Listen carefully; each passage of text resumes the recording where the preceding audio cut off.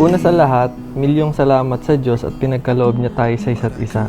It's a long story, pero until now, sobrang amazed pa din ako kung paano tayo nagsimula, which is why I feel so blessed. Darling, I was made for you. Took a train downtown, gave us time to talk about the things that we could do. Darling, I was made for you. Ay, tara, picture tayo. I was made for you.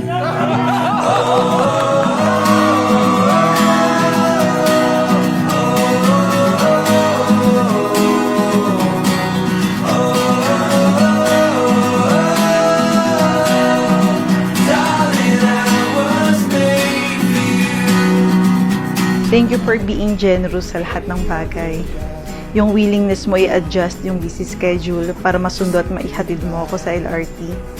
Pagsama simula day 1 sa doctor's appointment ko. Pagsama sa palengke at sa pag-groceries. In short, hindi ako lumalakad na hindi ka kasama.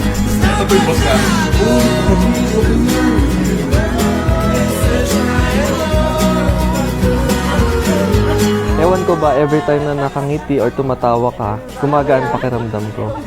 It's like you can make my toughest situations feel so calm. Kaya siguro lalo ako na-turn on sa'yo.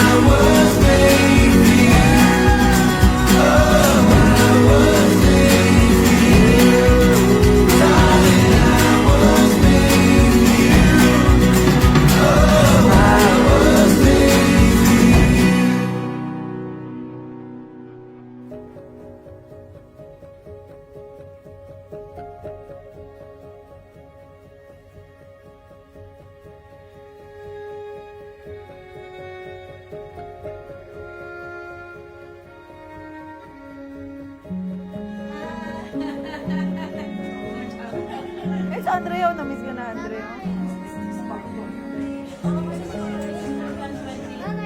Ay, hindi. Ayun, naroy nung ngayon ko lang napansin. You are the greatest chance I've ever taken. You're always there to support and cheer me up sa mga panahon na stress, problemado at pagod sa work. You always make me feel special, like I'm the most important person sa mundo.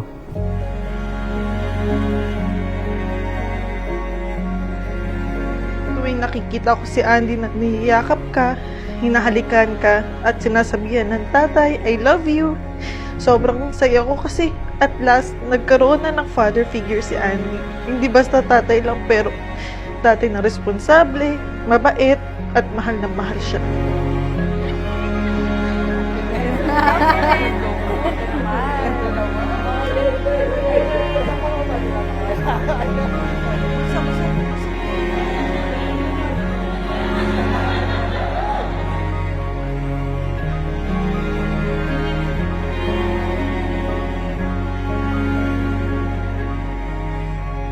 Salamat sa Diyos dahil ibinigay ka niya sa akin na mapapaisip ako ano ba ang ginawa ko, bakit binigyan ako ng napakabait na asawa. Remember that I will always love you, Hango.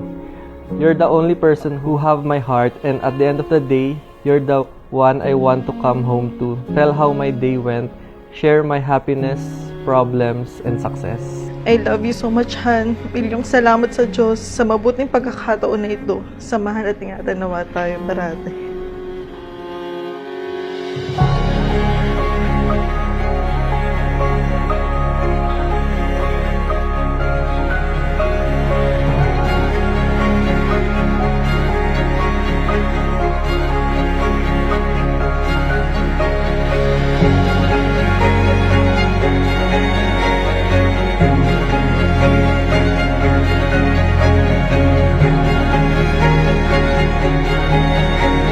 Ko, pangako ko, sasamahan kita sa hirap man o ginhawa Rerespetuhin at aalagaan sa tulong at awa. Ako at tagakamat ng likod mo, tagahilot ng ulo mo, at tagatanggal ng uban mo.